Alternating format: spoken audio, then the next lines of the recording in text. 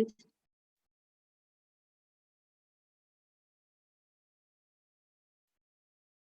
Okay, hello everyone. I'm Na Wang. I'm from Wang University, and today I'm gonna give a presentation on scope modeling for the interpretation of the far-right safe response to water stress in a sugar beet field. So this work is supported by ScienceEco Virtual Mobility Grant. So now we all know that the water stress can cause a reduction in crop yield by changing the crop physiology, the biochemistry, and also its structure. So to detect the water stress accurately and quickly is very important. Chlorophyll fluorescence is a byproduct of photosynthesis.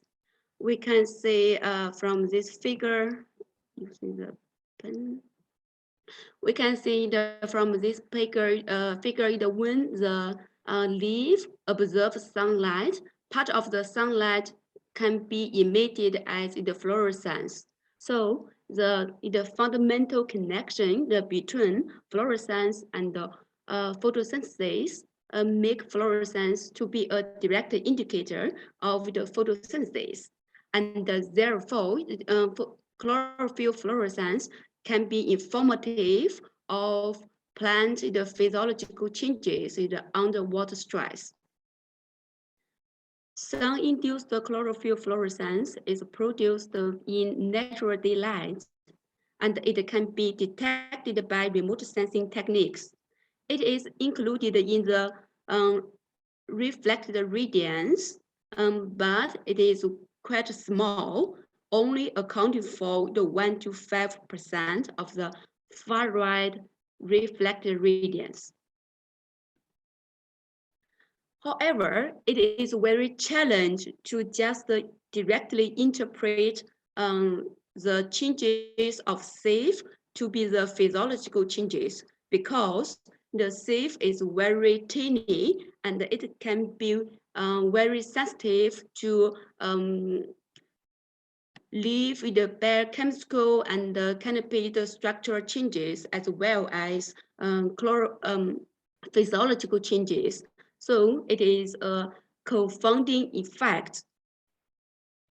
We can also use the vegetation indices and the temperature indices to help interpret the SIF response qualitatively, but it cannot quantify the physiological and non-physiological changes or effects on SIF response to stress.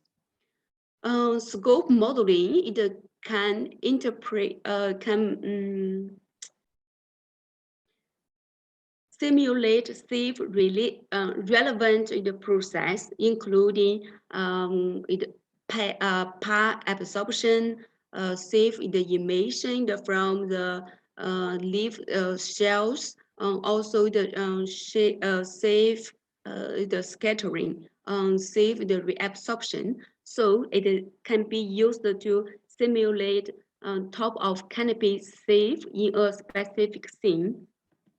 Therefore, in our study, the objective is use scope to first further interpret the response of SIF to water stress, and second, to try to quantify the physiological and the non-physiological effect from the water stress. The field campaign was conducted in a sugar beet field. So in this field, we had 3 blocks, and for each block, there was a irrigation plot with a plus sample and the non-irrigation plot with a minus sample as control.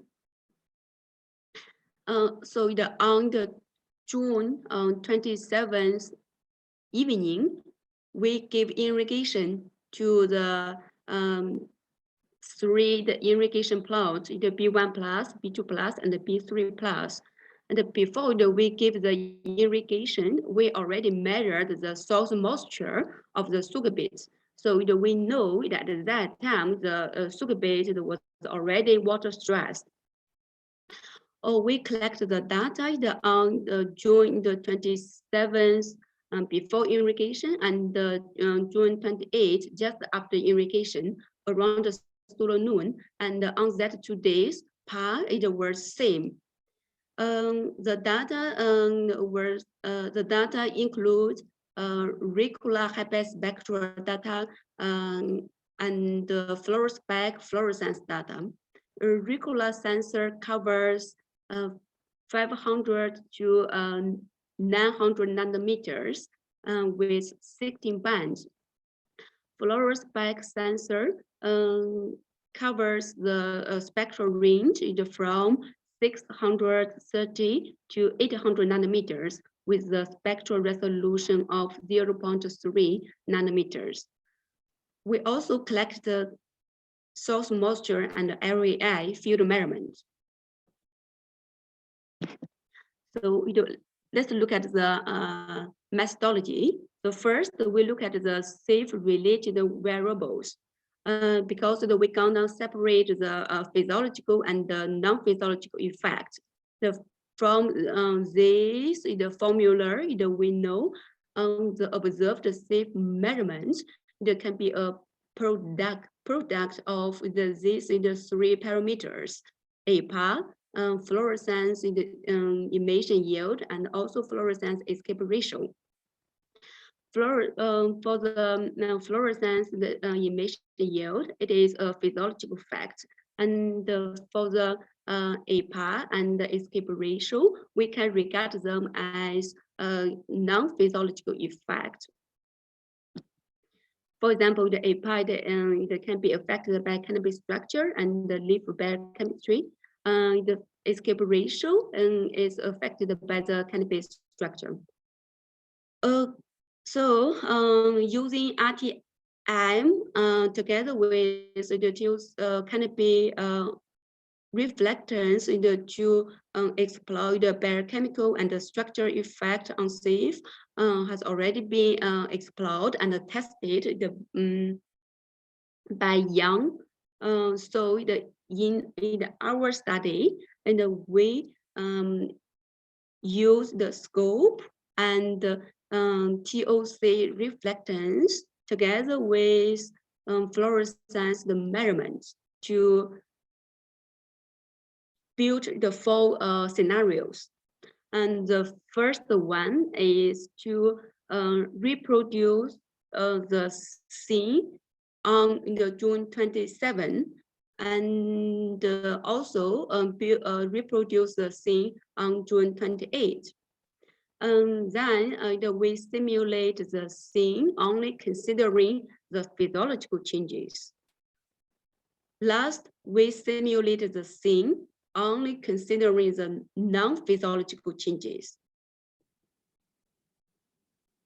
So to reproduce and simulate these 4 specific scenarios, we have 3 steps.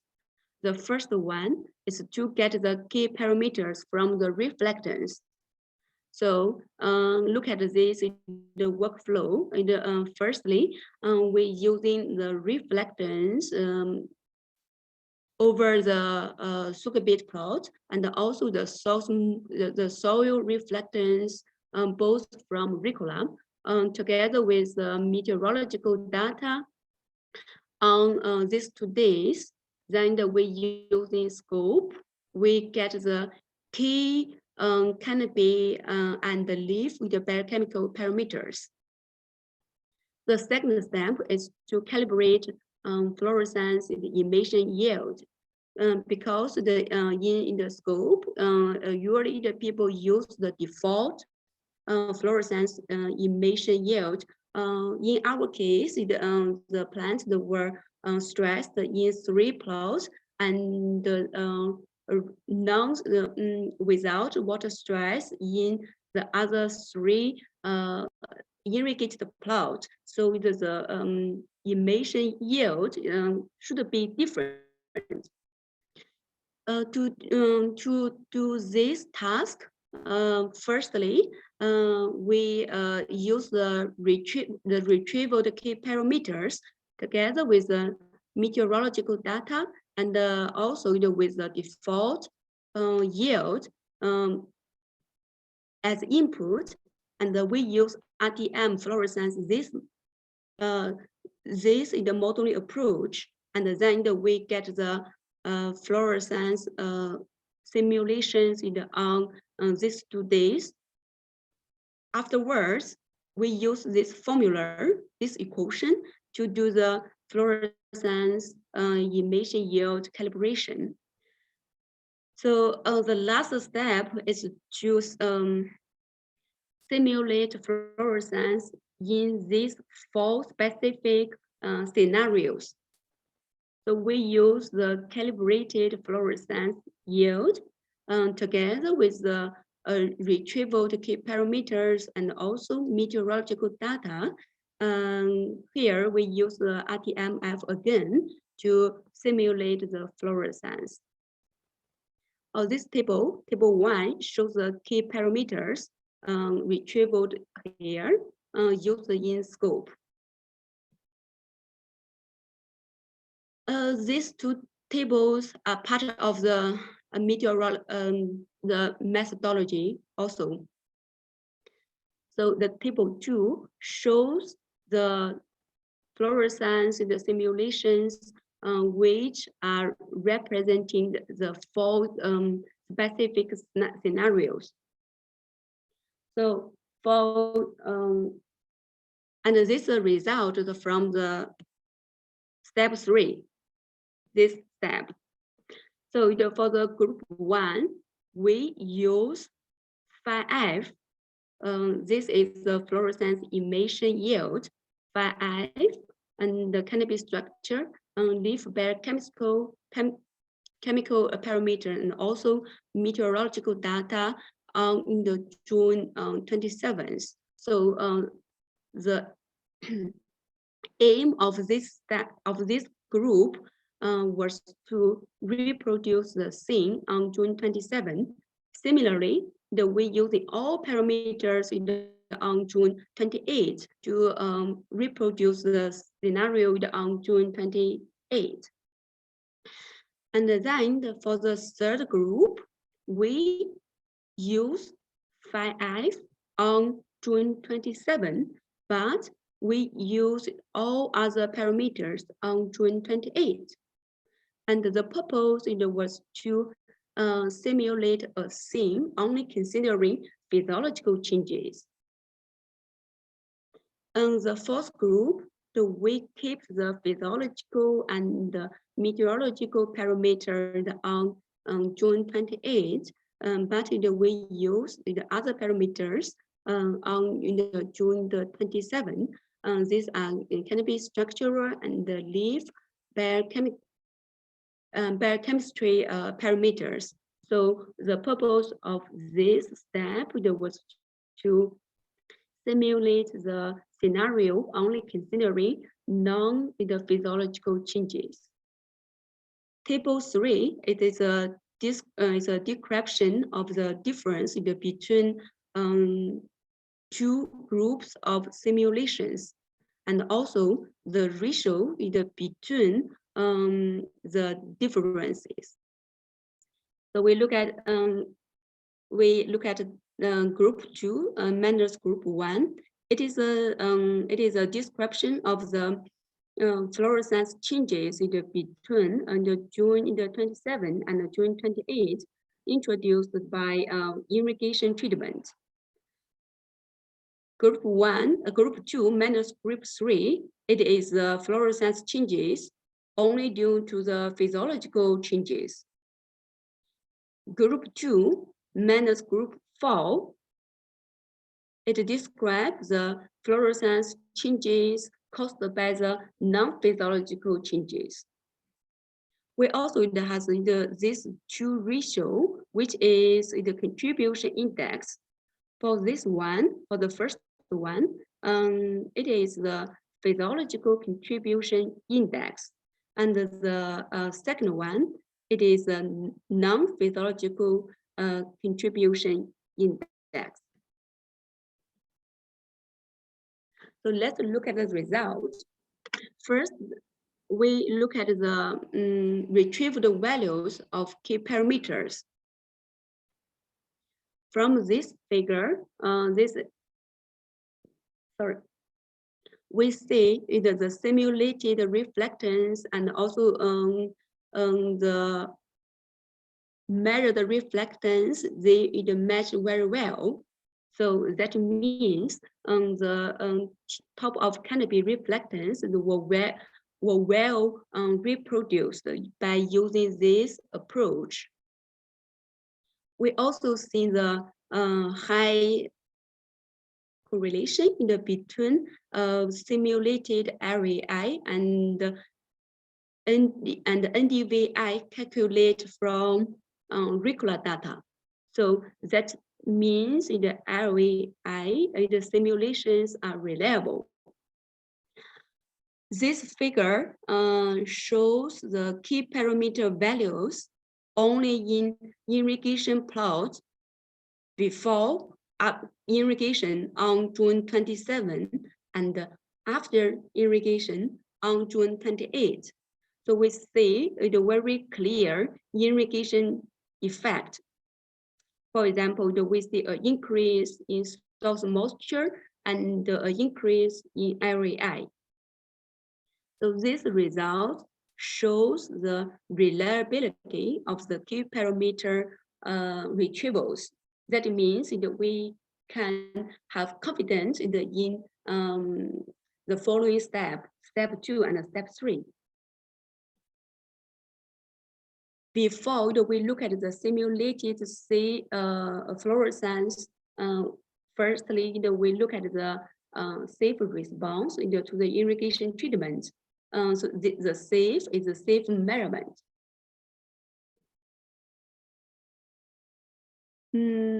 We have two index here. So the first one, delta SIF-D, is the difference between SIF on June 28 and June 27. So this the values were shown in figure A. So we see that after the irrigation, SIF decreased in both irrigated plot and non-irrigated plot, but it decreased less in irrigated plot. And the delta SIF-B is the SIF difference between the irrigated plot and the non-irrigated plot in the same block. So we see from figure B that the irrigation treatment introduced an effect on the delta SIF-B. Delta SIF-B increased after irrigation. And now we want to know the contribution from the physiological changes represented by phi-F emission yield, and also contribution from the structure and the leaf with the biochemical changes. So can be represented by phi-APAR and escape ratio.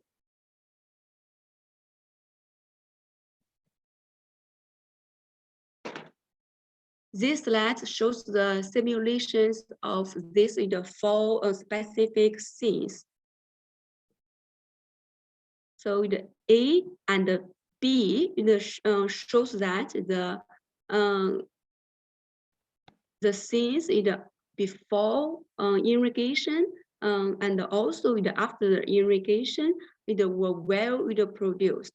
We see the R squares on both the 2 days were 1.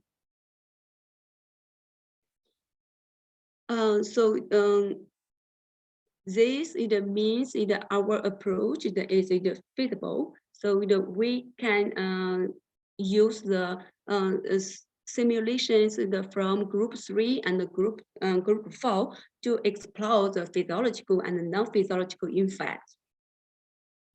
The figure C shows the physiological response.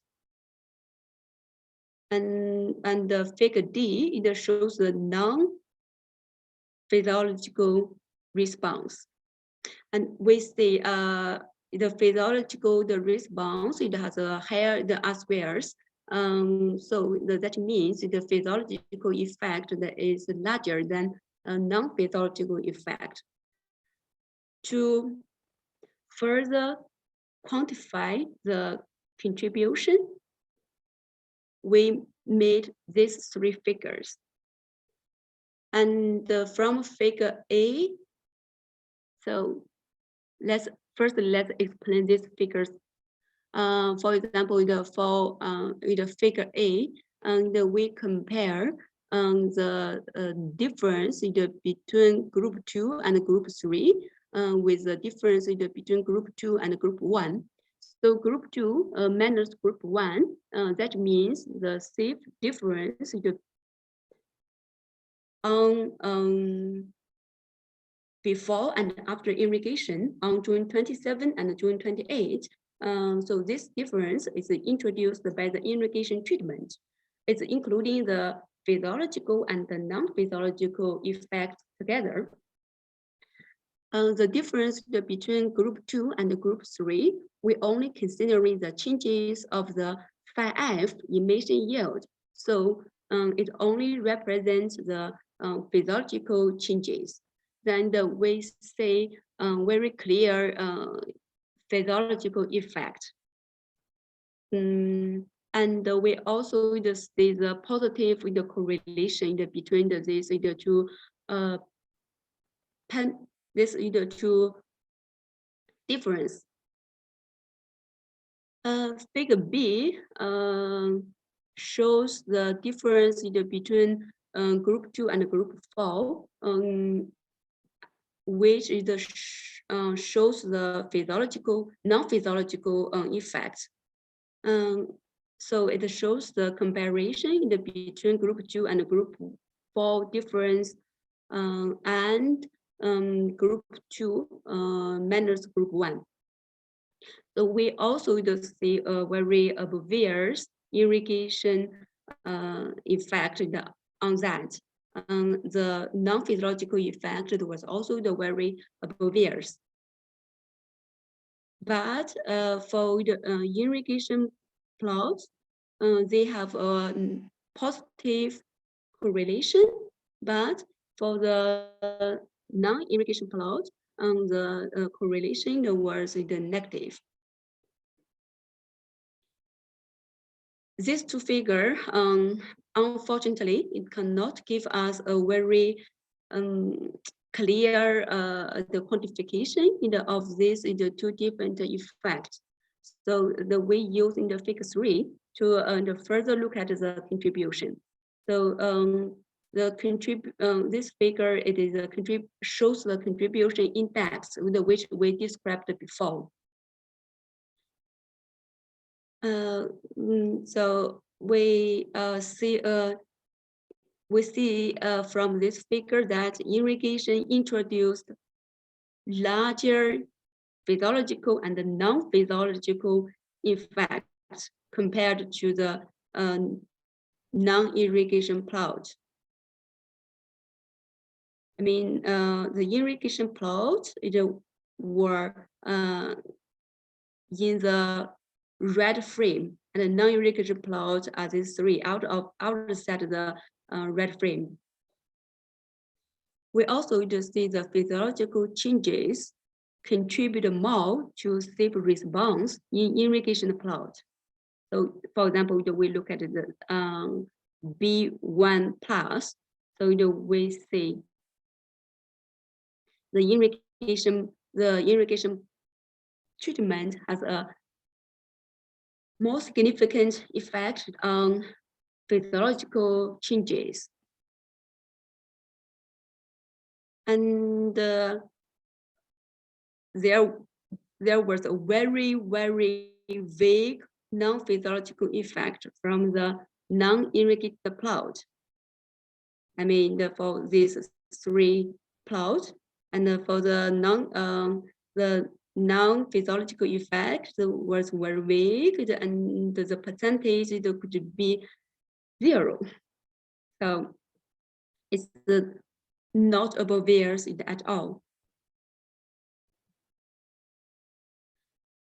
And to conclude, first, we know using the approach of the scope, the top of canopy reflectance, and also the fluorescence measurement, it can effectively quantify the physiological and the non-physiological effects. And also in our case, irrigation induced the larger physiological and the non-physiological effects. Physiological changes contribute more to safe the response to irrigation than the non-physiological changes. So this is the conclusion of my study. Yeah, that's all. Thanks a lot for your attention. Questions are welcome. Thank you.